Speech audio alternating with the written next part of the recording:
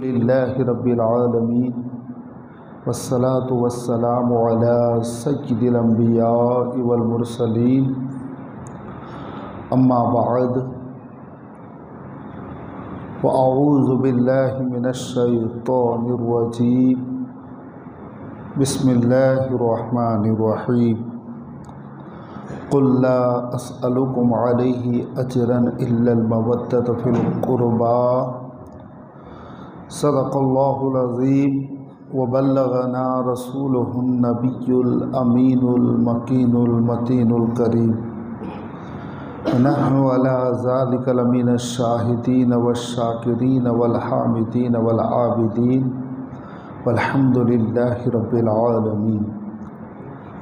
वक़ाल अल्लाहु तबारक व तआला फ़ी शान अज़मति मुस्तफ़ा सल्लल्लाहु तआला अलैहि व आलिहि वसल्लम इन्नल्लाह व मलाइकतहु युसल्लूना अलन नबी या अय्युहल्लज़ीना आमनू सल्लु अलैहि व सल्लिमू तस्लीमा अल्लाहुम्मा सल्लि अला सय्यिदिना मौलाना मुहम्मदिन व अला आलि मौलाना मुहम्मदिन व बारिक व सल्लिम सलातन व सलामुन अलैका या सय्यदी या हबीबी या रसूलल्लाह सल्लल्लाहु तआला अलैहि वसल्लम।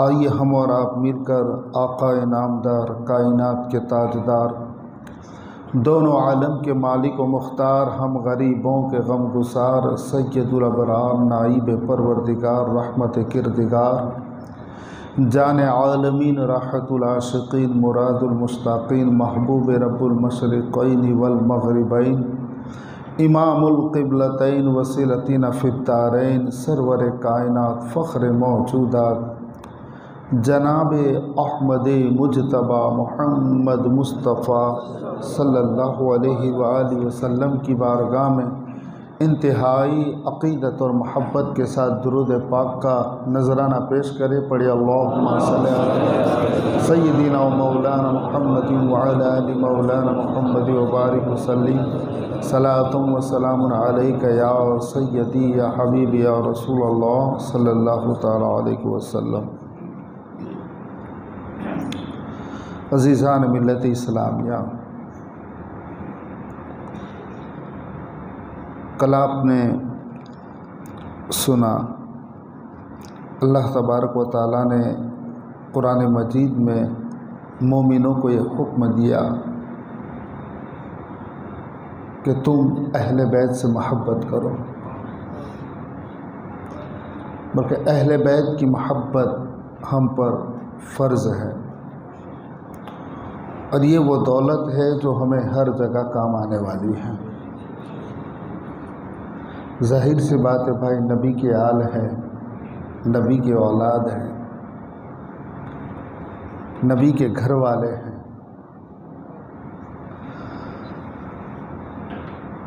अब गौर कीजिए, अल्लाहु अकबर, जनाब हज़रत अबू ज़र ग़िफ़ारी रज़ी अल्लाह ताला अन्हु खाना काबे का तवाफ़ कर रहे हैं और तवाफ़ करने के बाद फारिग हुए। फारिग होने के बाद काबे के दरवाजे के पास आकर आप लोगों को ऐलान कर रहे, दरवाज़ा पकड़ कर के, लोगों सुनो, मैंने नबी करीम सल्लल्लाहु अलैहि वसल्लम से एक बात सुनी है और वो बात ये है कि आक़ाए करीम सल्लल्लाहु अलैहि वसल्लम ने फरमाया कि मेरी अहले बैत जो है वो कश्ती नूह की तरह है। अब आप जानते हैं कि कश्ती नूह क्या है, आपने कल सुना भी था कि जो उसमें बैठा वो बच गया था, जो उसमें बैठा वो नजात पा गया था। जो भी कश्ती नूह में रहा वो नजात पा गया, जो उससे बाहर रहा वो गर्क हो गया, वो जहन्नम में चला गया। आका फरमाते हैं कि अगर कोई नजात चाहता है तो मेरी अहले बैत वो कश्ती नूह की तरह है जो उसमें बैठेगा वो नजात पा जाएगा। अल्लाहु अकबर। दूसरे एक मकाम पर सरकार मदीना सल्लल्लाहु अलैहि वसल्लम ने इरशाद फरमाया, असहाबी कन नुजूम, कि मेरे सहाबा सितारों के मानींद हैं। तुम में से जो भी उनकी पैरवी करेगा वो हिदायत पा जाएगा। अब आप गौर तो कीजिए कि इंसान समंदर में डूबने से कब बचता है? जब वो कश्ती में होता है। जब वो कश्ती में होता है तो वो डूबने से बच जाता है। और जो लोग समंदर के सफ़र करते हैं तो आपको पता है कि उनकी नज़र कहाँ रहती है? सितारों पे नज़र रहती है। वो माहिरीन होते हैं, वो सितारों के हिसाब से अपना रास्ते का तयन करते हैं।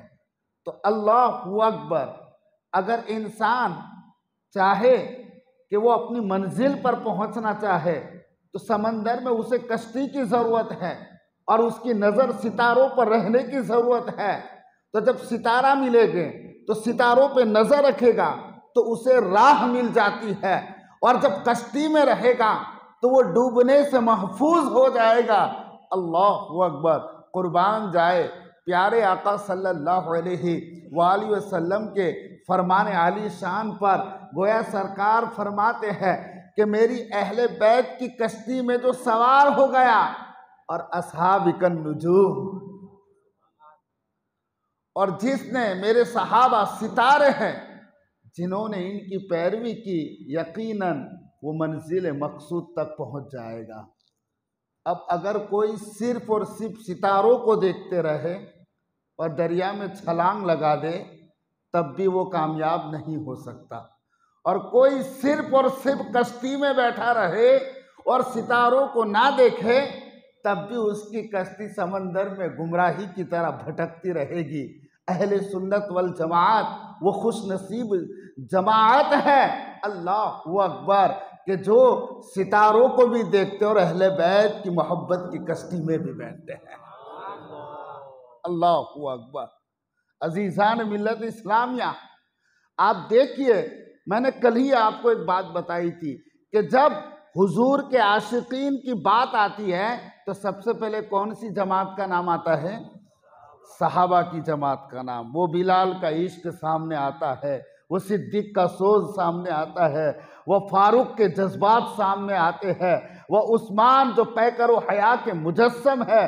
अल्लाहु अकबर। नबी की हर बोली पर अपनी दौलत को लुटाते हुए नजर आते हैं। वो खालिद बिन वलीद नजर आते हैं, वो अब्दुर्रहमान बिन औफ नजर आते हैं, वो जुबैर बिन अवाम नजर आते हैं। अल्लाहु अकबर। सहाबा की जमात दुनिया में ये दो ऐसे गिरोह हैं जिसे रसूल पाक सल्लल्लाहु अलैहि वसल्लम ने ऐसी तालीम और तरबियत देकर तैयार किया है। एक सहाबा का गिरोह है और एक अहले बैत मुस्तफा का गिरोह है। अहले बैत को हुजूर ने अपनी आंखों से आतिफत में तैयार किया है, अपनी आगोश में तैयार किया है, और सहाबा को जिल्ल शफकत में हुजूर ने तैयार किया हुआ है।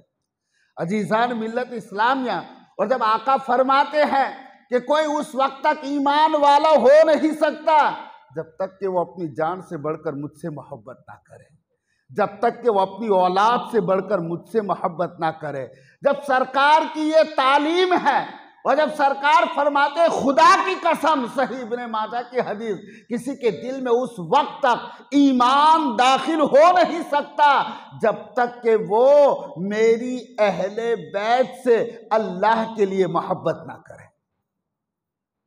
तो अब आप बता दीजिए कि हुजूर के फरमान पर सबसे ज्यादा अमल करने वाले कौन हैं? कौन सी जमात का नाम आता है? अल्लाहु अकबर। वो सहाबा हैं और ऐसे हुजूर के आशिकीन थे, ऐसे हुजूर के दीवाने थे कि अल्लाहु अकबर। अहले बैत किराम से जो उनकी मोहब्बत थी, जो उनका लगाव था, जो उनसे प्यार था, आज गलत बयानबाजी हो रही है। मेरे दोस्तों, आप सोचिए खुद मौलाए कायनात को किस दर्जे प्यार था। और सैयदना अबू बकर सिद्दीक रज़ी अल्लाह ताला अन्हु तो फरमाते हैं कि मुझे अपनी औलाद, अपने रिश्तेदारों से सिला रहमी करने से ज़्यादा अहले बैत और नबी के अहले बैत की खिदमत करना पसंद है। ये हजरत अबू बकर सिद्दीक रज़ी अल्लाह ताला अन्हु फरमाते हैं। आप अंदाजा कीजिए, हजरत फारूक आजम रज़ी अल्लाह ताला अन्हु ने कभी भी अपनी औलाद को हसन और हुसैन पर तरजीह नहीं दिया। आज हम जिस इमाम ज़ैनुल आबिदीन को याद करते हैं, आज जो हमको 12 इमाम किराम नसीब हुए हैं, इमाम बाकर, इमाम जाफ़र है, इमाम मूसा काजिम है, इमाम अली रज़ा है, इमाम हसन अस्करी वगैरह, ये जितने 12 इमाम किराम जो हमें मिले, आप अंदाज़ा तो कीजिए कि ईरान जब फतेह होता है तो शहनशाह यज़्दगर्द की बेटी, जब ईरान उस वक्त दुनिया की सुपर पावर ताकत, जब मुसलमान गालिब आते हैं तो कैदियों में बादशाह यज़्दगर्द की बेटी सहर बानू भी उन कैदियों में खड़ी थी। सबसे ज़्यादा बड़ी हसीन व जमील थी, खूबसूरत थी। मदीने की औरतें उन्हें देखने के लिए आती थी कि सल्तनत ईरान की शहजादी आई है, किसरा की बेटी आई है। मगर अल्लाहु अकबर, जब मुसलमानों में माल गनीमत तकसीम हो रहा था तो उस शहनशाह ईरान की बेटी ने, सल्तनत ईरान की शहजादी ने फारूक आजम की बारगाह में अर्ज किया, ए उमर, मुझे किसी ऐसे वैसे के हाथ में ना देना, मुझे किसी ऐसे वैसे के हाथ में ना देना, जरा मेरा मनसब देखना, मेरा मकाम देख कर देना। अल्लाहु अकबर। सोचिए, क्या हजरत उमर के बेटे नहीं थे? क्या हजरत उमर की औलाद नहीं थी? जब उस औरत ने कहा कि मेरे मनसब के लिहाज से मुझे उसमें उसे देना जो मेरे मनसब के लिहाज से हो, मेरा लिहाज रखना, हजरत उमर ने ना अपने बेटों को याद किया, मजमे में नजर दौड़ाई और दौड़ाने के बाद फरमाया, ऐनल हुसैन, हुसैन कहाँ है? और हुसैन जब आए तो कहा, बेटा, एक तरफ तो किसरा की शहजादी है, तो ये सल्तनत इस्लाम का शहजादा है, ये जन्नत के जवानों का सरदार है, ये बिन्ते रसूल का बेटा है, ये इब्ने रसूलुल्लाह है। अल्लाहु अकबर। और एक वो भी ज़माना था कि एक दूध वाली औरत थी, अल्लाहु अकबर, और गोवालन औरत थी जो दूध का धंधा करती थी, उसका पेशा दूध का था, कारोबार था। हज़रत उमर रात के वक्त टहल रहे हैं और टहलते हुए घर से आवाज़ सुनाई देती है, माँ कहती है, बेटा दूध में पानी मिला दो। वो कह रही है कि माँ, अमीरुल मोमिनीन का हुक्म तुमने नहीं सुना? अल्लाहु अकबर। अब गौर तो कीजिए, हज़रत उमर नोट करते इस घर को। सुबह में माँ बेटी को बुलाते हैं और बुलाने के बाद पूछा, रात का मसला क्या था? दोनों माँ बेटी डर जाती है क्योंकि ये फारूक आजम का दौर था।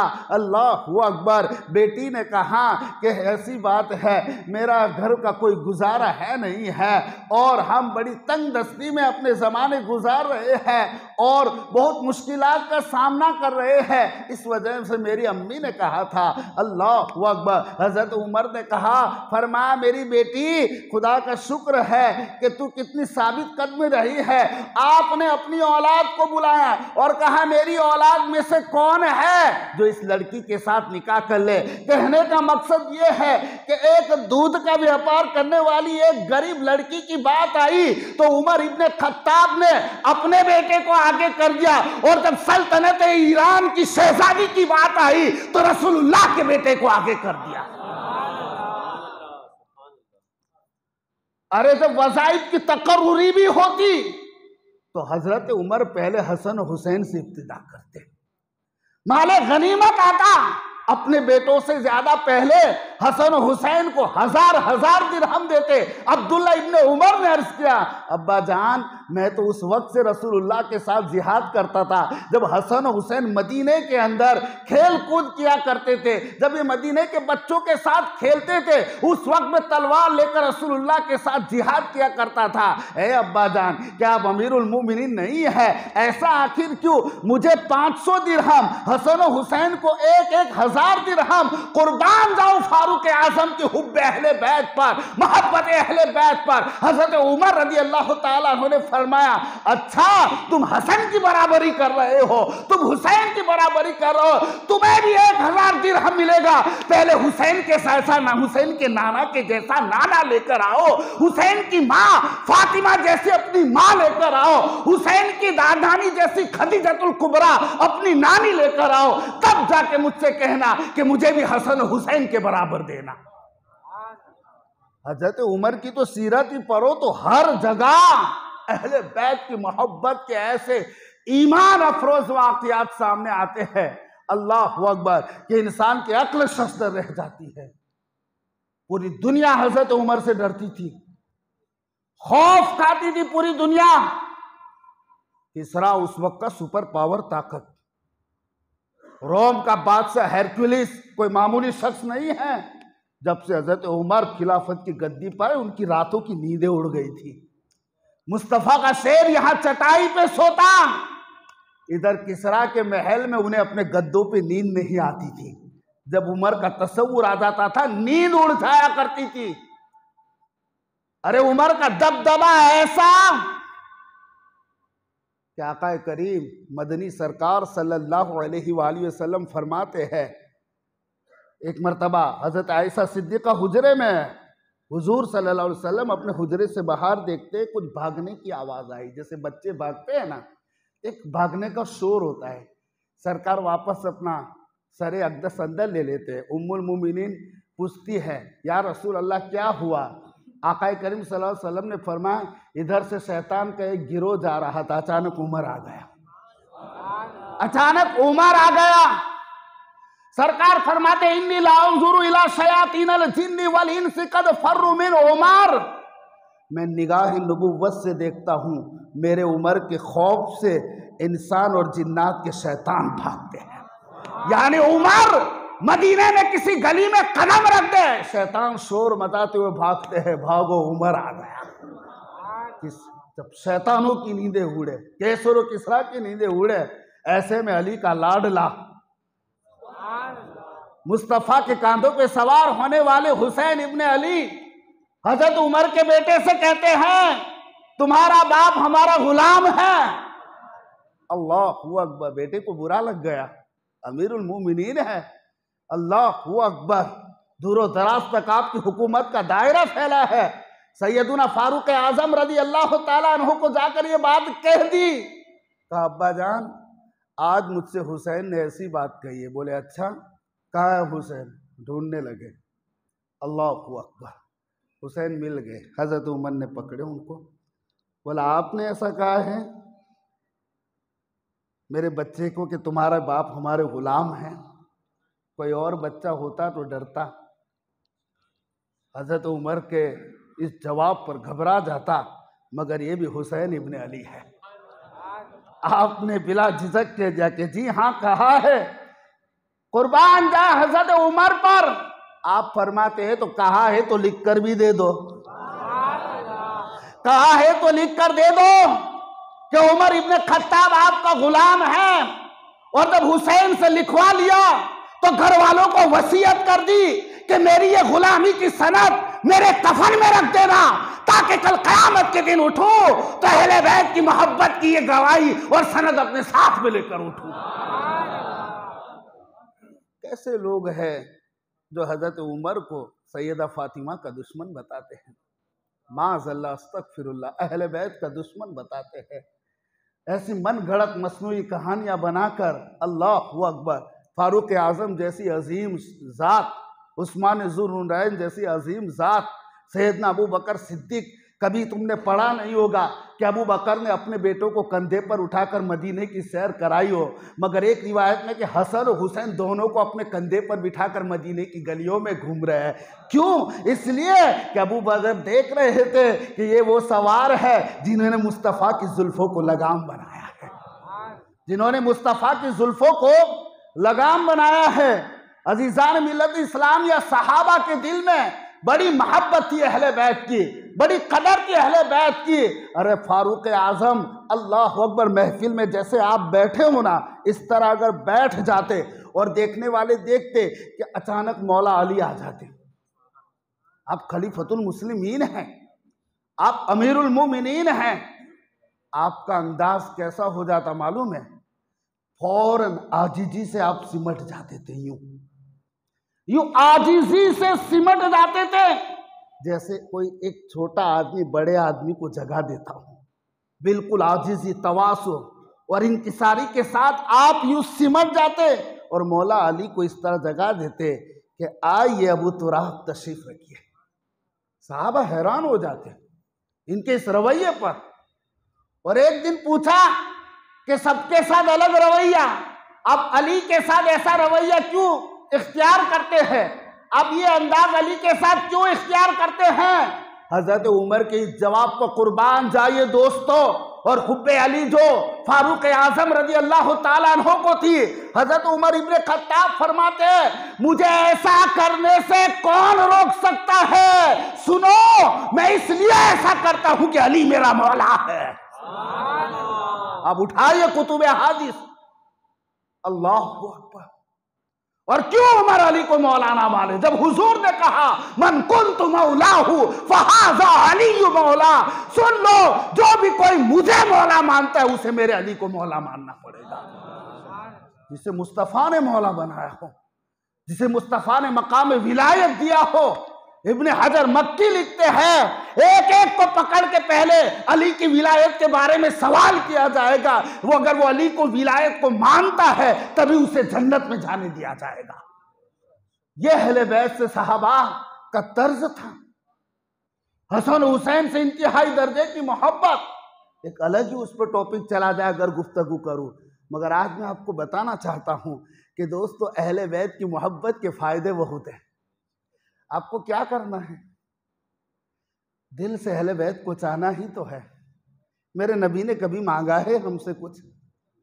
नबी ने हमेशा दिया ही है, कभी कुछ नहीं मांगा नबी ने। रात रात भर हमारे लिए इतना रोए, इतना रोए, इतना रोए कि बरेली के ताजदार तड़प जाते हैं।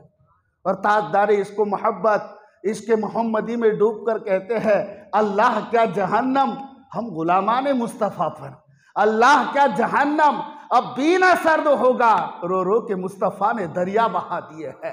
रात रात भर नबी उम्मत के लिए रोते रहे। महराज में गए तब भी नबी उम्मत को नहीं भूले। कब्र के अंदर से भी आवाज किसी सहाबी ने सुनी, रब्बे हबली उम्मती की सदा है। और कल क़यामत का दिन नफ्सा नफ्सी का आलम होगा तो महबूब का क्या मामला होगा? हर कोई नफ्सा नफ्सी में होगा, मगर नबी उम्मती उम्मती फरमा रहे होंगे। नबी ने हमेशा दिया ही है, मांगा है तो सिर्फ ये मांगा है मेरी अहले बैत की मोहब्बत दे दो, मेरी अहले बैत से प्यार करो, मेरी अहले बैत से मोहब्बत किया करो। अजीज़ान मिल्लत इस्लामिया, आका की अहले बैत से अगर मोहब्बत है तो इंशाअल्लाह आका एक मर्तबा साहबा ने पूछा या रसूल अल्लाह आपके अहले बैत की मोहब्बत पे हमें क्या फ़ायदा मिलेगा? मतलब वो तमन्ना करते थे कि कुछ दर्जे बुलंद हो जाए। सरकार ने फरमाया सुनो, जो मेरी अहले बैत से मोहब्बत करेगा वो दुनिया में भी उसे फ़ायदा मिलेगा और आखिरत में भी फ़ायदा मिलेगा। दुनिया में भी वो कामयाब हो जाएगा और आखिरत में भी वो कामयाब हो जाएगा।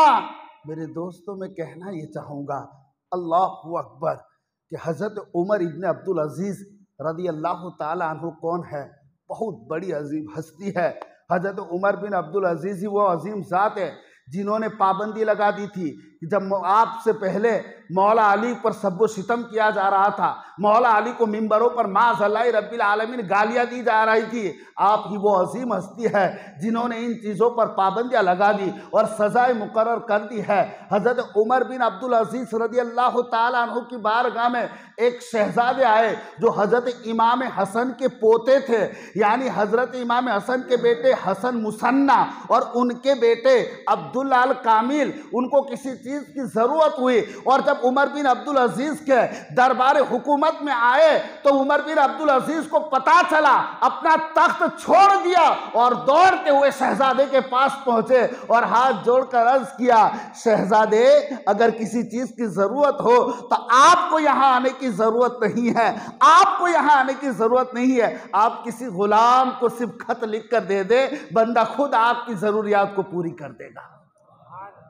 अल्लाहु अकबर। अजीज़ान मिल्लत इस्लामिया, अहले बैत की मोहब्बत के फायदे तो देखो। आपको मोहब्बत ही करनी है। हसन और हुसैन छोटे हैं, मुस्तफ़ा करीम उठाते हैं और उठाने के बाद दुआ करते हैं, ऐ अल्लाह तू जानता है मैं अपने नवासों से कितना प्यार करता हूँ, मौला तू भी इससे मोहब्बत कर। और मौला जो इनसे मोहब्बत करे तू उनसे मोहब्बत कर। अल्लाह अकबर। आपकी पहुंच ऊंची हो जाए तो आप कॉन्फिडेंस में आ जाते हो ना कि फला शख्स ओहदेदार, उससे मेरी अच्छी बनती है, वो मुझसे दोस्ती रखता है, मुझसे मोहब्बत करता है, कोई मेरा क्या बिगाड़ सकेगा। और अगर अल्लाह ही आपसे मोहब्बत करे तो ये अल्लाह की मोहब्बत हासिल कैसे होती है? अल्लाहु अकबर। अजीज़ान मिल्लत इस्लामिया, अहले बै और फिर हुजूर दुआ करते हैं। हुजूर क्या दुआ करते हैं? जिनके बारे में आला हज़रत फरमाते हैं, खुदा की रज़ा चाहते हैं दो आलम, खुदा चाहता है रज़ाए मोहम्मद। अरे हुजूर तो लब भी नहीं हिलाते, सिर्फ दिल में इरादा होता है, मुसल्ले पे खड़े होते हैं और दिल चाहता है कि मौला अब ये किबला बैतुल मुक़द्दस नहीं काबा बन जाए। नमाज भी पूरी नहीं होती और रब की तरफ से हुक्म आ जाता है, फलनुवल्लियन्नका क़िबलतन तरदाहा, मेरे हबीब हम तेरा चेहरा बार बार उठना देखते हैं, जा हमने तेरी खुशी की खातिर, तेरी रज़ा की खातिर तेरे काबे को किबला बना दिया है। हज़रत खलीलुल्लाह ने दुआ की थी, वजनुबनी व बनिया अन नअबुदल अस्नाम, ऐ अल्लाह मुझे और मेरी औलाद को बुत परस्ती से बचाना। कब ये दुआ की थी? जब इस्माइल ज़बीहुल्लाह को हुक्म खुदा पर बीबी हाजरा के साथ एक चटियल मैदान में छोड़ कर आए थे, तो खलील ने दुआ की, मौला मुझे और मेरी औलाद को बुत परस्ती से बचाना। ये खलील दुआ कर रहे, मकाम आजिज़ी है, रब की बारगाह में अर्ज करते हैं, आजिज़ी पेश करते हैं, मगर अल्लाहु अकबर। रब महबूब से फरमाता है, महबूब तुझे ये बोलने की ज़रूरत नहीं है, सुन, इन्नमा युरीदुल्लाहु लियुज़हिबा अन्कुमुर रिज्सा अहलल बैति व युत्तहिरकुम तत्हीरा।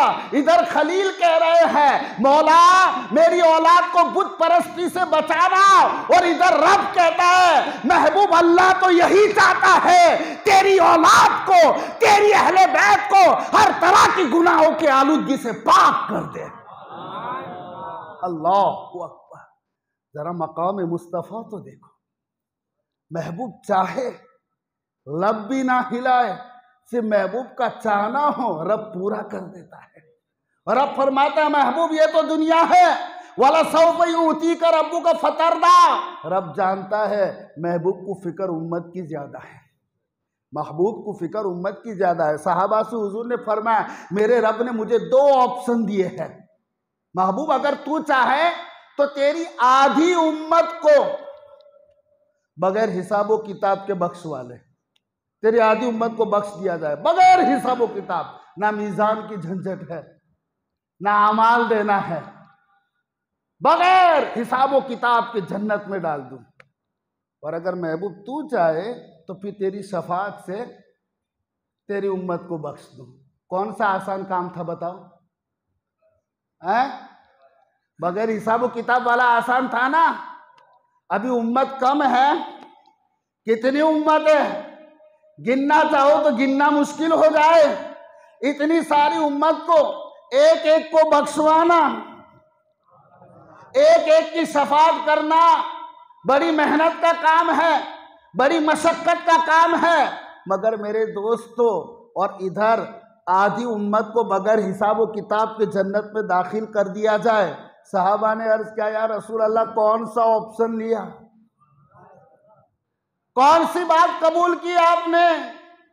हुजूर ने फरमाया वही शफाअत वाली। यार रसूल अल्लाह इसमें बड़ी मेहनत है। आधी उम्मत वाला मामला बड़ा आसान था, इजी था, बगैर हिसाब किताब के चले जाते। सरकार फरमाते हैं कि जब मैं अपनी आधी उम्मत को लेकर जन्नत में जाऊंगा तो मेरा तो कोटा ही खत्म हो जाएगा ना। और जब पीछे मुड़कर कोई मेरा उम्मती मुझे पुकारेगा, अगर इस ऑप्शन को मैं चूज करता हूं तब मेरे पास नहीं बचेगा, क्योंकि आधी उम्मत वाला ऑप्शन मैंने इसलिए छोड़ा है। मेहनत करनी हो तो कर लेंगे, कभी हुजूर मीजान पे दौड़ेंगे। एक शायर कहता है, अजीज बच्चे को जिस तरह माँ तलाश करे, खुदा गवाह है वही हाल आपका होगा। यानी एक घर में आग लग जाए और उस घर में बच्चा है और माँ बाहर है, कभी इधर का दरवाजे पे माँ जाती है, कभी उधर के दरवाजे पे माँ जाती है, मेरा बच्चा कहीं जल ना जाए, मेरा बच्चा कहीं तबाह ना हो जाए। शायर कहता है खुदा गवाह है वही हाल आपका होगा। मुस्तफा कभी मीजान की तरफ दौड़ेंगे, कहीं मेरा उम्मती हिसाब व किताब में ना फंस जाए, कभी पुल सिरात की तरफ दौड़ेंगे, कहीं मेरा उम्मती कहीं पुल सिरात से गिर ना जाए, कभी जहन्नम के उस दरवाजे पे जाएंगे, कभी इस दरवाजे पे जाएंगे, और हुजूर रोते रोते हिचकियां बन जाएगी। रब्बी हबली उम्मती की सदाएं होगी। रब फरमाएगा इरफा रासा का या हबीबी, मेरे हबीब अपना चेहरा उठा, सर उठा, मुखड़ा दिखा, देख मैं तुझे तेरी उम्मत के मामले में राजी कर दूंगा। अल्लाहू अकबर। सहाबा ने पूछा, या रसूल अल्लाह आप कब तक राजी नहीं होगे? हुजूर फरमाते, जब तक कि मेरा एक भी उम्मती जन्नत में ना चला जाए उस वक्त तक मोहम्मद रसूलुल्लाह राजी ना होंगे।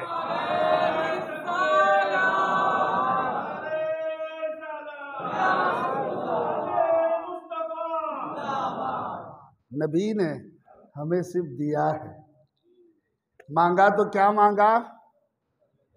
इस बात को हमेशा के लिए दिल पे गांठ बांध दो, कोई दिन उनके जिक्र से गाफिल ना रहे, कोई दुआ पंजतन पाक से गाफिल ना रहे। मैंने कल भी आपको बताया था, फिर से दोहरा दूं, जहन में फिट कर लो कि खुद बगदाद के गौसे आजम अर्ज करते, मौला अहले बैत के वसीले के बगैर कोई दुआ मांगू तो कबूल ना करना, मेरी कोई हाजत पूरी ना करना। अल्लाहू अकबर। आप सोचिए, हुजूर को रब फरमाता, महबूब तेरी उम्मत के मामले में तुझे राजी कर दूंगा। हुजूर जो चाहे रब वो चाहता है, कायनात वो करती है जो रब चाहे, और खुदा वो करता है जो महबूब चाहे। वाला सौफ युतीका रब्बुका फतरदा, ऐ हबीब हम आपको इतना देंगे कि आप राजी हो जाएंगे। और हुजूर फरमाते, मैं तो उस वक्त तक राजी ना होगा जब तक मेरी सारी उम्मत जन्नत में ना चली जाए। मैं तो उस वक्त तक राजी ना होगा जब तक मेरी सारी उम्मत जन्नत में ना चली जाए। तब पता चला नबी दुआ क्या कर रहे हैं, मौला ये हसन और हुसैन है, मैं इनसे मोहब्बत करता हूँ, और जो इनसे मोहब्बत करे तू भी उनसे मोहब्बत करो। मेरे दोस्तों, अब बात समझ में आई। खुदा जिससे मोहब्बत करे वो खुदा का महबूब हो जाता है, वो खुदा का दोस्त हो जाता है। अगर कोई चाहे कि मैं महबूब खुदा बन जाऊं, मैं महबूब इलाही बन जाऊं, खुदा मुझे अपना दोस्त बना ले, खुदा मुझसे मोहब्बत करे, तो मेरे दोस्तों अहले बैत अली, फातिमा, हसन हुसैन की मोहब्बत में, इंतहाई दर्जे इश्क में और जुनून में डूब जाओ, इंशाअल्लाह खुदा हमें अपना महबूब बना लेगा। ये मुस्तफा करीम की दुआ है। अरे मेरे आका मदीने में जा रहे हैं, चंद बच्चे खेल रहे हैं, हुजूर ने एक बच्चे को देखा, जो तो मेरे आका कायनात के हर शख्स के लिए रहमत है, मगर किसी पे खुसूसी तवज्जो है। जब खुसूसी तवज्जो पड़ी तो कोई अबू बकर से सिद्दीक अकबर हो गया, कोई उमर से फारूक आज़म हो गया, कोई उस्मान से ज़ुन्नूरैन हो गया, कोई अली से शुजाअत का पैकर हो गया। जब खास नज़र पड़ती है तो वो खास हो जाते हैं। सारे बच्चे खेल रहे हैं, सरकार ने एक बच्चे को उठा लिया, उसकी किस्मत पे कुर्बान। आय हाय, महबूब जिसे उठा ले उसके मकाम का क्या कहना। अरे जिसे मुस्तफ़ा उठाए उसे कोई गिरा ही नहीं सकता, जिसे मुस्तफ़ा उठाए इसे कोई गिरा ही नहीं सकता। बात जहन में कुछ और आ गई, उसे भी अर्ज करता चलूं कि मुस्तफ़ा ने किसे किसे उठाया है, मुस्तफ़ा ने किसे किसे उठाया है। तो यूं समझ लो जिसे हम पंजतन पाक कहते हैं, मुस्तफ़ा ने हसन को अपने कंधे पर उठाया है, हुसैन को अपने कंधे पर उठाया है। अल्लाह अकबर, जिसे मुस्तफ़ा उठा दे, अल्लाह अकबर। सारे सहाबा की अजमत हमारे सर और आंखों पर है, मगर सारे सहाबा मुस्तफ़ा के कंधे पे सवार नहीं हो सकते, क्योंकि सहाबा जो है वो नबी के दर वाले हैं और अहले बैत जो है वो नबी के घर वाले हैं। अहले बैत नबी के घर वाले हैं। सारे सहाबा खुशी की घड़ी हो या दुख की घड़ी हो, हुजूर के कंधे से कंधे मिलाकर कुफार का मुकाबला करते हैं, दुखों का सामना करते हैं। मगर खुदा की कसम, हसन और हुसैन वो है जो मुस्तफ़ा के कंधों पे सवार होकर चलते हैं। फातिमा को अपने गोद में उठाया, हसन को अपनी गोद में उठाया, हुसैन को अपनी गोद में उठाया, तब बचे कौन? अली। अली बचे। ये पंजतन पाक को मुस्तफ़ा ने उठाया, इतने ऊपर गए, इतने ऊपर गए कि जहां हमारा तसव्वुर नहीं पहुंच सकता। मक्का फतेह हुआ है, खाना काबा है, हुजूर सल्लल्लाहु अलैहि वसल्लम कुछ बुतों को तोड़ना चाहते हैं, बुत जड़ा ऊपर है। अल्लाहु अकबर। हुजूर ने फरमाया, अली ने अर्ज किया, या रसूल अल्लाह, आप मेरे कंधे पे सवार हो जाओ। आका अलैहिस्सलातु वस्सलाम ने फरमाया, अली एक काम करो, तुम मेरे कंधे पे सवार हो जाओ, तुम मेरे कंधे पर सवार हो जाओ, और वो जो बुलंदी पे बुत है उसे पकड़ के नीचे पटक दो। अजीज़ान मिल्लत इस्लामिया, यहाँ सवाल ये पैदा होता है, जिसकी उंगली की ताकत से चांद ना बच सके, बुतों की क्या औकात है। मेरे मुस्तफ़ा इशारा कर दे, आला हजरत फरमाते हैं, सूरज उल्टे पांव पलटे, चांद इशारों से हो चाक। अरे अंधे नजदी देख ले कुदरत रसूलुल्लाह की, अंधे नजदी देख ले कुदरत रसूलुल्लाह की। हुजूर चाहते तो इशारा कर देते, बुत धड़ाम से जमीन पर आ जाते। मगर मज़ा दिखाना ये था कि जब मैंने फातिमा छोटी थी तो अपनी गोद में उठाता था, हुसैन को अपनी गोद में उठाया है, हसन को अपनी गोद में उठाया है। मेरे जो अहले बैत है और हम जो पंजतन पाक है, अब इनमें से अली नहीं बचना चाहिए। अली भी अब मेरे कांधों पे सवार हो जाना चाहिए, अली को भी बुलंदी दिखाना चाहिए, अली को भी महराज पे पहुंचाना चाहिए। अजीज़ान मिल्लत इस्लामिया, चुनांचे मौला अली से फरमाया, अली तुम मेरे कांधे पे सवार हो जाओ। अलीउल मुर्तजा मुस्तफ़ा के कांधों पे सवार हो जाते हैं। इमाम रहावी लिखते हैं कि हुजूर ने फरमाया, अली जरा ये तो बताओ कहां तक पहुंचे हो, कहां तक पहुंचे हो। मौला अर्ज करते, या रसूल अल्लाह, अर्शे आज़म तक पहुंचा हूं, अर्शे आज़म तक पहुंचा हूं। मेरे दोस्तों, मैं कहना चाहूंगा, मुस्तफ़ा के कांधों पे अली सवार है, पहुंचे अर्शे आज़म पर। हुजूर इजाजत हो तो पाया खींच कर ले आऊं।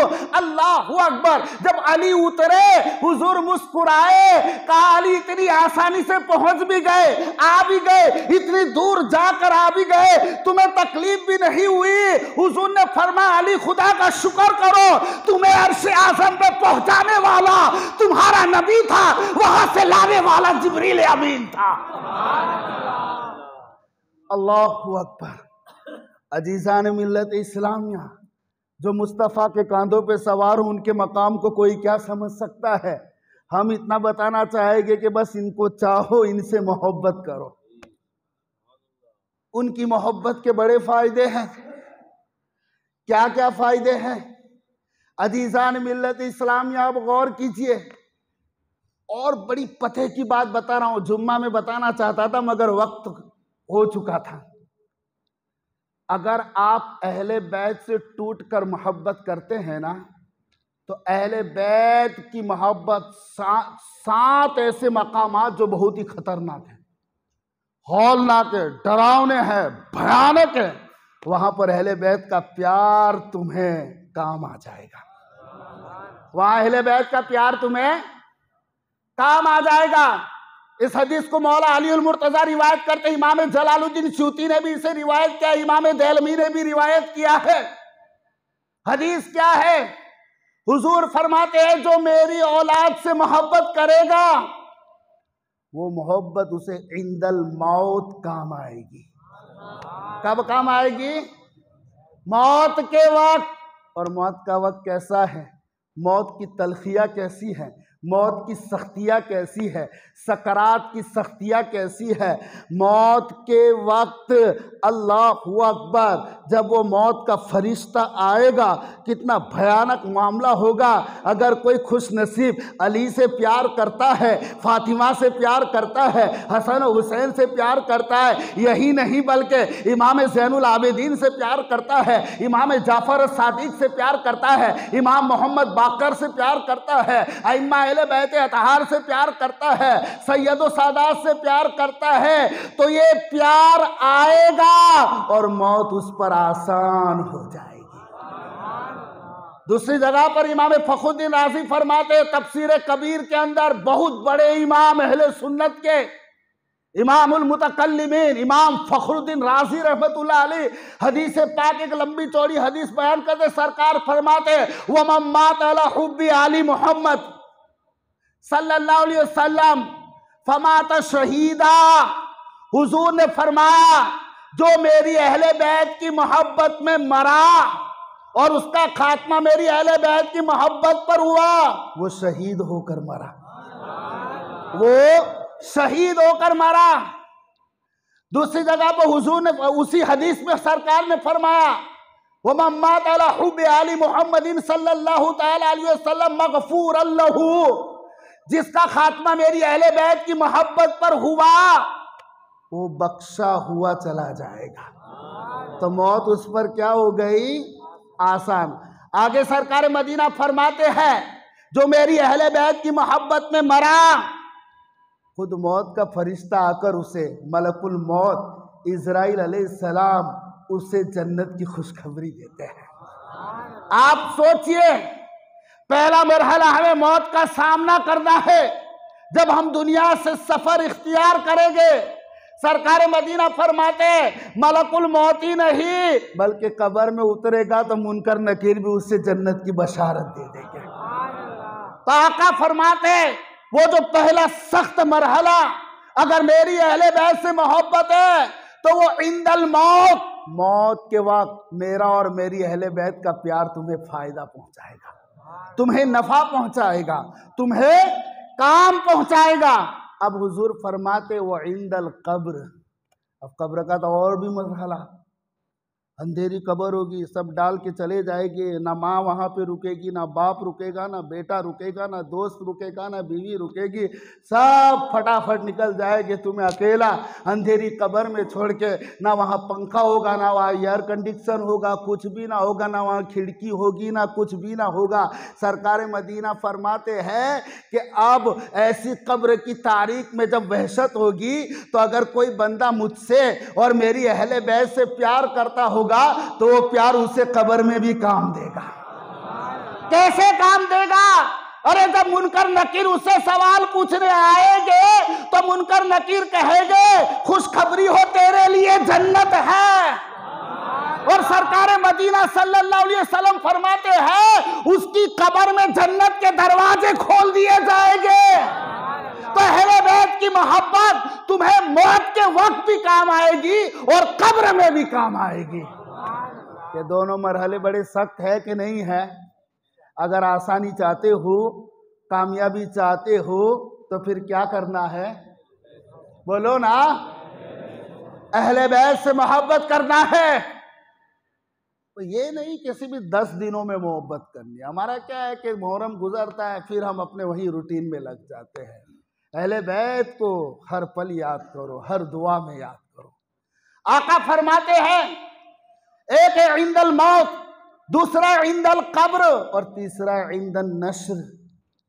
अब वो जब कयामत का दिन होगा, कितना भयानक दिन होगा, कब्रें फट जाएगी, वो कब्रें फटेगी। अल्लाहु अकबर। उम्मत भूखी प्यासी नंगी उठेगी, गुनाहों के बोझ के तले वो नफ्सा नफ्सी का आलम होगा, वो ज़मीन तांबे की होगी, वो सूरत करीब आ जाएगा, लोग अपने गुनाहों के हिसाब से पसीने में डूबेंगे। आका फरमाते हैं कि वो हश्र के दिन भी मेरा वो उम्मती जो मेरी अहले बैत से मोहब्बत करता है, उसे मेरी और मेरे बेटों का प्यार काम आएगा। तो हशर का सख्त मरहला वो भी आसान, मौत का सख्त मरहला वो भी आसान, कब्र का सख्त मरहला वो भी आसान। अब और आगे कहाँ जाना है? रोज़े महशर कायम होगा, अब कहाँ जाना है? सरकार ने फरमाया व इंदल किताब, व इंदल किताब, नामा अमाल हाथ में दिया जाएगा। तो कामयाब लोगों के कौन से हाथ में नामा अमाल दिया जाएगा? सीधे हाथ है, राइट हैंड, सीधे हाथ में दिया जाएगा। और जिनके बाएं हाथ में दिया जाएगा उनके लिए तबाही है, बर्बादी है। तो सरकार फरमाते हैं, जो मेरी औलाद से मोहब्बत करता है, जो मेरी आल से मोहब्बत करता है, जो मेरी अहले बैत से मोहब्बत करता है, उसे वो मेरा प्यार नामाए अमाल के वक्त काम आएगा, यानी सीधे हाथ में नामाए अमाल मिलेगा। तड़प कर अहले बैत की मोहब्बत में कितना आसान है। मोहब्बत ही तो करना है, उन्हें याद ही तो करना है, उन्हें भूलना नहीं, करबला को नहीं भूलना, अली को नहीं भूलना, फातिमा को नहीं भूलना, हसन हुसैन को नहीं भूलना। आज का मेरा एक एक जुमला अपने दिल पर लिख कर चले जाइएगा। अब नामाए अमाल सीधे हाथ में दिया जाएगा, रिवायत मौला अली कर रहे हैं। आगे फरमाया वह इंदल मीज़ान, अल्लाहु अकबर, व इंदल हिसाब। अब हिसाब का वक्त आएगा। किसी ने पूछा है अली हिसाब के वक्त कैसे आसानी होगी? तो मौला अली फरमाते हैं, इसका भी जवाब दिया है कि जो अहले बैत से मोहब्बत करेगा, फरिश्ते उनसे आसान सवाल पूछेंगे, फरिश्ते उनसे आसान सवाल पूछेंगे। वह इंदल हिसाब, फिर वह इंदल मीज़ान। अल्लाहु अकबर। जब नेकियां तोली जाएगी तो अगली उम्मतों की तो उम्रें भी बड़ी है ना, 700 साल, 800 साल। कल सुना नूह अलैहिस्सलाम ने 950 साल आपने तबलीग की, तो अगली उम्मतों की तो क्या है, उम्रें भी लंबी है, तो उनकी नेकियां भी ज़्यादा होगी। तो हम 70-80 साल वाले क्या करेंगे? हम 70-80 साल वाले क्या करेंगे? तो अगर अहले बैत से मोहब्बत है और 100 नमूने हैं। अल्लाहु अकबर। सहाबा एक मुट्ठी पर सोना खैरात कर दे तो ओहद के बराबर अल्लाह सवाब दे देता है। किसी के नेकी आसमान के सारे सितारों के बराबर है। और हम गुनेहगार भी शबे कदर में एक रात जग ले तो 1000 महीनों से अफजल है। हमारी उम्रें भले कम है मगर मुस्तफ़ा जाने रहमत का सदका है, मुस्तफ़ा जाने रहमत का सदका है। तो मीज़ान के वक्त भी अहले बैत की मोहब्बत हमें काम आएगी, मीज़ान के वक्त। अब बचा क्या? इंदस्सिरात, अल्लाहु अकबर। वो पुल सिरात जो तलवार से ज्यादा तेज है और बाल से ज्यादा बारीक है, उस पर इंसान को गुजरना है। जैसे आमाल होगी वैसी रफ्तार होगी, जैसा तकवा होगा वैसी रफ्तार होगी। तो अब सरकार मदीना फरमाते हैं कि उस वक्त जब पुल सिरात पे बंदा कांपेगा थर थर, अल्लाहु अकबर, ऐसा वो मंजर हौलनाक होगा। वो पुल सिरात का रास्ता 30,000 साला रास्ता जिसको तय करना है, अगर कोई खुश नसीब बंदा मेरे बेटों से प्यार करेगा, मेरी औलाद से प्यार करेगा, मेरे लाडलों से प्यार करेगा, तो वो प्यार उसे पुल सिरात के वक्त भी काम आएगा। अब आप सोचिए, ये जितने 7 मौके हैं वो तमाम हौलनाक है कि नहीं है, तमाम खतरनाक है कि नहीं है, तमाम डरावने है कि नहीं है, तमाम में घबराहट है कि नहीं है। अब ये 7 मरहले कैसे पार करेंगे? तो आसान है। मुस्तफ़ा करीम ने फरमाया, मेरी आल से मोहब्बत करो, मेरी अहले बैत से मोहब्बत कर लो, तुम्हारे 7 मरहले इंशाअल्लाह कामयाब हो जाएंगे। तुम्हारे 7 मरहले इंशाअल्लाह कामयाब हो जाएंगे। अजीज़ान मिल्लत इस्लामिया, तो ये नहीं है कि सिर्फ अहले बैत का दायरा पंजतन तक महदूद है, बल्कि आज तक जितने सैयद है, सादात है, और क़यामत तक के होने वाले जितने सादात है, अगर आज भी तुम इनसे मोहब्बत करोगे, अगर आज भी तुम उनकी इज्जत करोगे, अगर आज भी तुम उनकी ताज़ीम करोगे, अगर आज भी तुम उनकी तौक़ीर करोगे, और ज़रूरत के वक्त अगर तुम उनकी खिदमत कर दोगे, और वो सैयद ज़्यादा अगर तुम्हारी खिदमत का बदला ना दे सकेगा, मुस्तफ़ा जाने रहमत फरमाते हैं, क़यामत के दिन मैं उसे ढूंढ कर उसका बदला दे दूंगा। क़यामत के दिन ढूंढ कर उसका बदला दे दूंगा। आज भी बहुत से ऐसे अल्लाह के बंदे हैं जो अपनी दौलत में सादात का हिस्सा निकालते हैं, क्योंकि ये थोड़े ही ना इन पे ज़कात हलाल है, और ऐसे में गरीब सादात को लोग भूल जाते हैं।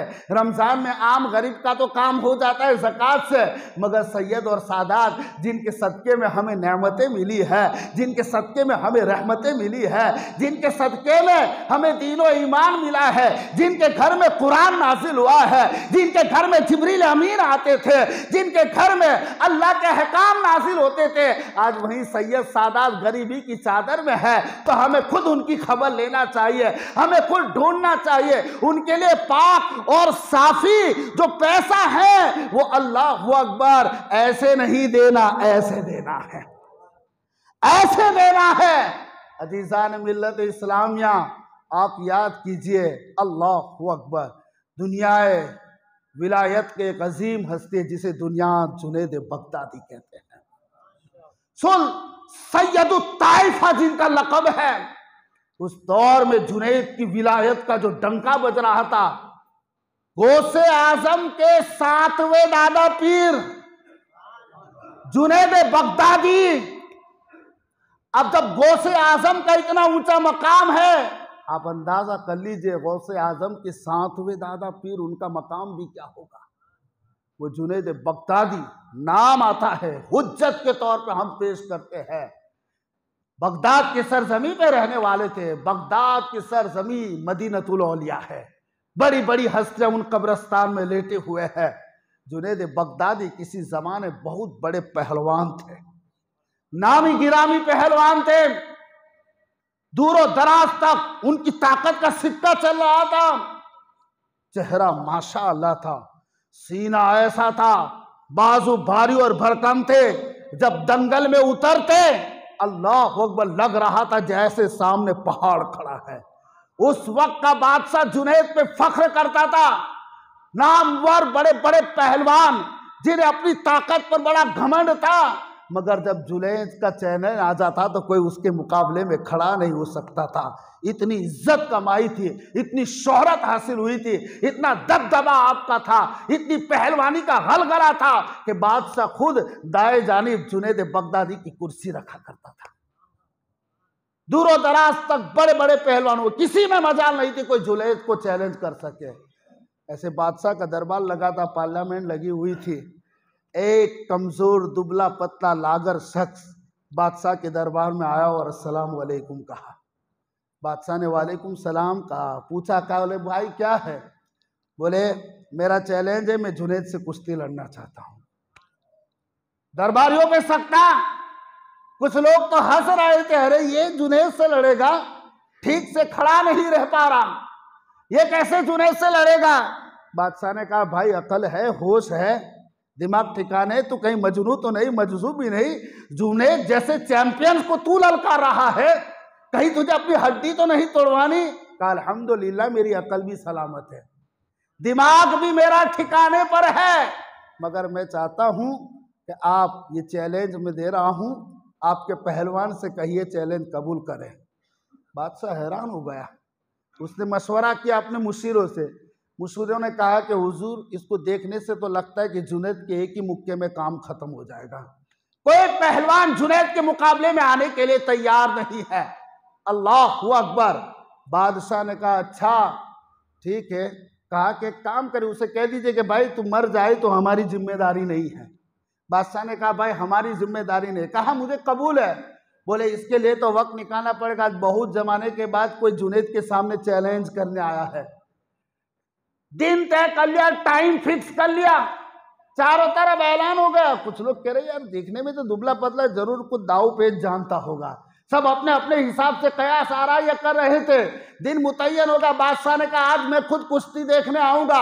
बादशाह का भी तख्त लग गया है, दंगल के अंदर ऐलान हो रहा है, लाखों का मजमा लगा हुआ है, हर तरफ जुनैद जिंदाबाद के नारे लग रहे हैं, अल्लाहु अकबर। सब कह रहे हैं कि आज का कुश्ती बड़ी इंटरेस्टिंग की कुश्ती है कि एक दुबले पतले आदमी ने जुनैद को चैलेंज दिया है।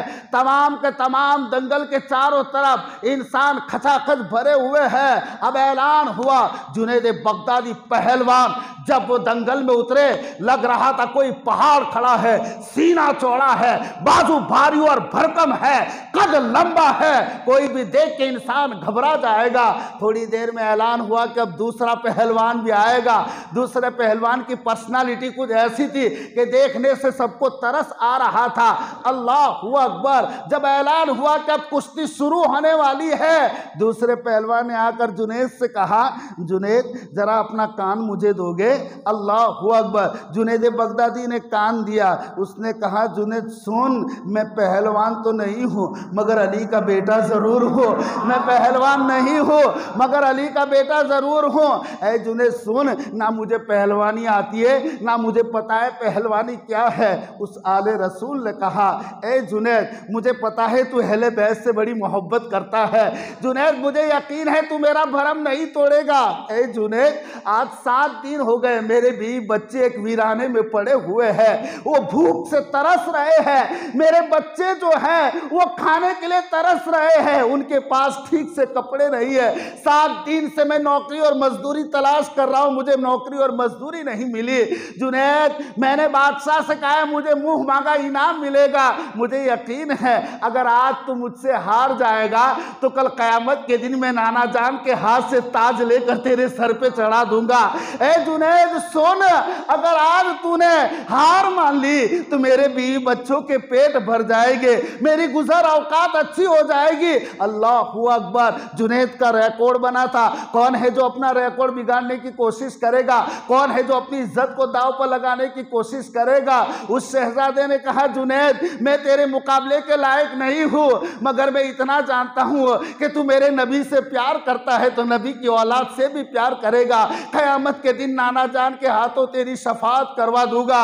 अल्लाहु अकबर। जब जुनैद ने सुना एक सैयद फाके से है, एक सैयद भूखा है, जुनैद की आंखों में आंसू आ गए और कह रहे शहजादे इज्जत की धज्जियां उड़े तो उड़ जाए, आले रसूल तुझे नहीं झुकने दूंगा। ए मेरे नबी की आल, आज जीत तेरी होगी मगर थोड़े दाव पेच खेल ले ताकि बादशाह को भी लगे कि जुनैद जानबूझ के हारा नहीं है। अल्लाहु अकबर। अब दोनों कुश्ती लड़ रहे हैं, चारों तरफ जुनैद जिंदाबाद के नारे लग रहे हैं, बादशाह बड़ी तवज्जो से देख रहे हैं। अचानक जुनैद शहजादे को अपने दोनों हाथों पर उठाता है, सबको लगता है दूसरा पहलवान गिर जाएगा। जुनैद जमीन पर गिर गए और शहजादा छाती पे चढ़ गया। अल्लाहु अकबर। जुनैद ने अपनी हार तस्लीम कर दी। चारों तरफ एक शोर बर्पा हो गया और सब शहजादे के नारे लगाने लगे। शहजादे को कंधे पर उठा लिया और बोले कि कोई है जिसने जुनैद को हरा दिया है। अल्लाहु अकबर। मुंह मांगा इनाम मिला। शहजादा इनाम लेकर घर पे चला गया और जुनैद को लोग हिकारत भरी नजरों से देख रहे हैं, लोग थू थू कर रहे हैं। जुनैद अखाड़े में लेटे हुए हैं। अल्लाहू अकबर। जुनैद के जितने शागिर्द थे वो दौड़ते हुए आए, कहा उस्ताद जी आपने तो हजारों को पहलवान बनाए हैं और आपने कोई दावपेच क्यों यूज नहीं किया, आप कैसे हार सकते हैं, हमारी समझ में नहीं आ सकता। हजरत जुनैद के ईमान अफरोज जवाब को सुनिए, बोले मैं यजीद नहीं था जो अहले बैत से लड़ लेता, मैं इब्ने साद नहीं था जो अली के लाल से लड़ता, अरे मैं शिबर नहीं हूं जो सैयद की छाती पे चढ़ जाता। अल्लाहू अकबर। जुनैद रोते जा रहे हैं। शहजादे शागिर्दों ने उठाया।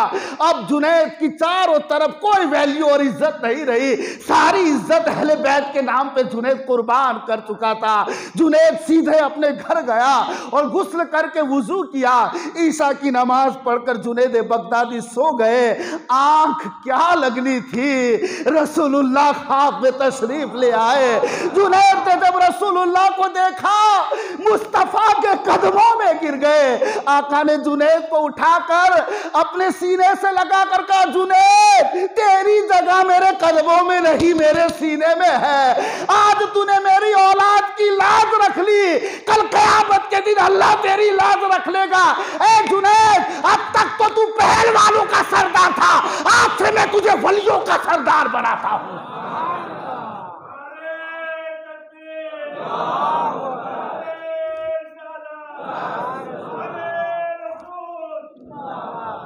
आज जुनैद का नाम आता है, दिल थाम के लोग बैठ जाते हैं। जुनैद सैयदुत ताइफा, औलिया में जिनको हुज्जत के तौर पे पेश किया जाता है, वो जुनैद बगदादी जो गौसे आजम के पीरों में से पीर है, वो जुनैद बगदादी को मकाम मिला, अहले बैत पर अपनी इज्जत को कुर्बान कर दिया। अरे लोग पैसे कुर्बान सर कर सकते हैं, इज्जत कौन कुर्बान करने वाला है? क्योंकि हुजूर फरमाते हैं मेरी अहले बैत की मोहब्बत अल्लाहू अकबर तुम्हें दुनिया में भी कामयाब बनाएगी और आखिरत में भी कामयाब बनाएगी। तुम्हें दुनिया में भी कामयाबी मिलेगी और आखिरत में भी कामयाबी मिलेगी। अजीज़ान मिल्लत इस्लामिया, पीर सयाल ख्वाजा कमरुद्दीन सियालकोती रहमतुल्लाहि ताला अलैह, बड़ी अजीम हस्ती पाकिस्तान की गुजरी है। आपके मुरीद आते, दरी और चटाई बिठाई जाती, सब जब आप आते तो पहले खड़े हो जाते और सबको मुलाकात का मौका देते, फिर बोलते कि इसमें से कोई सैयद तो नहीं है, खुदा के लिए सैयद हो तो मेरे पास आके मेरी चारपाई पे बैठ जाए। आप फरमाते हैं जब कोई नहीं होता तो फिर बैठ के फिर कहते कि भाइयों खुदा का वास्ता कोई सैयद हो तो नीचे ना बैठे, कहीं मैं कुफ्र में मुब्तला ना हो जाऊं। अल्लाह अकबर। किसी किताब में है कि सैयद नीचे हो और कोई पीर बाबा जो सैयद ने ऊपर बैठे तो काफिर हो जाएंगे? किसी किताब में नहीं, किसी फिका में नहीं है, मगर ये मोहब्बत की दुनिया में है, ये तसव्वुफ की दुनिया में है, ये मारिफत की दुनिया में है। ये वो लोग हैं जिन्हें अली की मारिफत है, जिन्हें फातिमा की मारिफत है, जिन्हें हसन की मारिफत है, जिन्हें हुसैन की मारिफत है, जिन्हें अहले बैत अतहार की मारिफत है। ये वही लोग हैं, ये वही लोग हैं। अजीज़ान मिल्लत इस्लामिया, बल्ख में एक सादात रहते थे, सैयद, औलाद नरीना थी नहीं, सिर्फ बच्चियाँ थी। अल्लाह ने दौलत भी दिया था, माल भी दिया था और बड़ी दीनदारी उनके अंदर थी, बड़ी दीनदारी उनके अंदर थी। बल्कि सैयद साहब कुछ तक उनकी अच्छी खासी जिंदगी बसर औकात होती थी और फिर हुआ ये कि वो सैयद साहब का इंतकाल हो गया। जब सैयद साहब का इंतकाल हो गया तो अब मसला ये आ गया कि बीवी बच्चे तो थे नहीं, बच्चियाँ थी। किसी तरह घर वगैरह कुछ दिन जब तक पैसे थे घर चलता रहा, फिर पैसा ख़त्म हो गया। अब घर में तंगी आ गई, तंग दस्ती आ गई, मर्द जात सर पे ना हो मामला बड़ा मुश्किल हो जाता है। वो सैयदा जो थी बड़ी परेशान थी, सोचा किसके वहाँ जाए मदद के लिए। पहले एक जाओ जलाली थी, अब कहीं जाएंगे तो कहेंगे देखो ये सैयद अब भीख मांग रहे हैं। बच्चों पर फाके की नौबत आ गई। आखिर वो शहजादी ने कहा कि मैं इस शहर को छोड़ देती हूँ, किसी और शहर में जाती हूँ, और जब उस शहर में जाऊंगी तो किसी तरह मेहनत मजदूरी कर कर अपने बच्चों का पेट पालूंगी। अल्लाह अकबर। अहले बैत रसूल का ये मुख्तसर सा घर जब बल्ख से समरकंद पहुंचा तो उसने जाकर एक मस्जिद थी पुरानी, उस मस्जिद के पास अपनी बच्चियों को बिठा दिया और कहा, बच्चियों यहाँ बैठो, अल्लाह बड़ा करीम और रहीम है, मैं कहीं से जाकर कुछ खाने का बंदोबस्त कर रही हूँ। बच्चियाँ और माँ कई दिनों से फाके से गुजर रहे थे। बेटियाँ कह रही थी, बच्चियाँ अम्मी जल्दी आना, भूख बहुत लगी है। अल्लाह अकबर। वो फातिमा ज़हरा की चमनिस्तान की कली ने जाकर किसी से पूछा, भाइयों यहाँ ये तो बताओ कि यहाँ इस इलाके में सबसे ज़्यादा मालदार कौन है, सबसे ज़्यादा अमीर कौन है? तो एक भाई ने कहा, एक तो मुसलमान है, रईस है जो मुहाफिज है इस शहर का, और दूसरा एक मजूसी यानी आग की परस्तिश करने वाला, ये दोनों बड़े अमीर व कबीर है। अब सैयद ने मुसलमान का सुना, बोले मुसलमान के वहाँ जाऊंगी तो जब जाने का मैं आले रसूल हूँ तो मेरी इज्जत भी करेगा, मेरी ताज़ीम भी करेगा, मेरी तौकीर भी करेगा, यकीनन वो मेरे बच्चों के खानों के लिए कुछ बंदोबस्त करेगा। ये पाक बीबी जब वहाँ पहुँची, ये बाहर दोस्तों में बैठा हुआ था, उसने सलाम किया, उसने कहा, बीबी क्या बात है, क्या मसला है? कहा कि भाई मैं आले रसूल हूँ, मैं अली की आल में से हूँ, मैं औलाद पैगंबर हूँ, मेरी बच्चियाँ भूखी है, मेरे शोहर का इंतकाल हो चुका है, वो मस्जिद के वहाँ बैठी हुई है, आप करें कुछ खाने का बंदोबस्त कर दे और 1-2 दिन के लिए कोई कमरा दे दे, मैं कुछ दिन में मजदूरी करके अपना बंदोबस्त कर लूँगा। इतना सुना वो मुस्कुराते हुए हंसने लगा, अच्छा पैसे निकालने का बड़ा अच्छा तरीका है और तुम खुद को सैयद कह रही हो, ठीक है तुम्हारी मदद कर दूंगा, जरा पैसा जरा सबूत दे दो। क्या सबूत है? कोई गवाह बताओ कि तुम सैयद हो।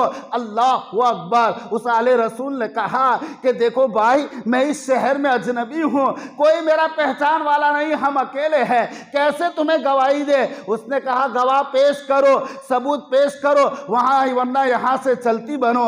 अल्लाह अकबर। बहुत उससे कहा कि मेरे बच्चे भूखे और प्यासे हैं, अजीज़ान मिल्लत इस्लामिया, उस दौलत को आग लगे जो मुस्तफ़ा के नाम पे खर्च ना हो, उस दौलत को आग लगे जो अहले बैत के नाम पे खर्च ना हो।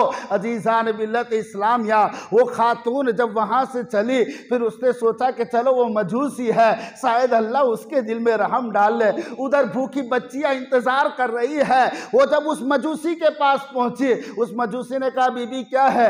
बोली, मैं सैयद ज़ादी हूँ और मेरी बच्चियाँ भूख और प्यास, हम मुसाफिर हैं, क्या तुम कुछ खाने का बंदोबस्त करेंगे, कुछ कमरे का इंतज़ाम करोगे? 2 दिन हम रुकेंगे, फिर किसी तरह अपनी गुजर औकात कर लेंगे। उसने कहा कि बहन तुम तो सैयद ज़ादी मुसलमान हो, मगर मैं तो मजूसी हूँ, मैं तो आग की पूजा करने वाला हूँ, क्या भला मेरी खिदमत कबूल होगी? तो वहाँ तुम्हारा मुसलमान भाई भी है। जब मुसलमान भाई का नाम सुना, उसने रोना शुरू कर दिया। बोले पहले वहाँ गई थी मगर वो सबूत मांग रहा है मेरे अहले बैत होने का। इतना सुना तो उसके दिल में खुदा ने रहम डाल दिया। बोले बीबी फिक्र मत करो, बीबी को घर में एक कमरा दे दिया और अपनी बीवी से कहा कुछ नौकरानियों को लेकर जाओ, इनकी बच्चियों को लेकर आ जाओ। अल्लाह अकबर। क्या खुदा ने अहले बैत की मोहब्बत उनके दिल में ऐसी डाल दी, अच्छे अच्छे खाने बनवाए। कई दिन से बच्चे भूखे प्यासे थे, बच्चों ने खाने पिए, खाने खाए, नए लिबास दिए गए, और रात को ये बच्चियाँ और ये घराना अहले बैत का नमाज पढ़कर जब सोया तो अल्लाह अकबर, ईशा की नमाज पढ़ के सोया। आधी रात का सन्नाटा है, समरकंद की सरजमी पर सब सोए हुए हैं, उधर वो मुसलमान रईस भी सोया है। और सोने के बाद ख्वाब में वो रईस क्या देख रहा है कि कयामत का मंजर कायम हो चुका है और अल्लाह अकबर, हिसाब किताब के बाद ऐलान हो गया कि मुसलमान जन्नत की तरफ दौड़ो।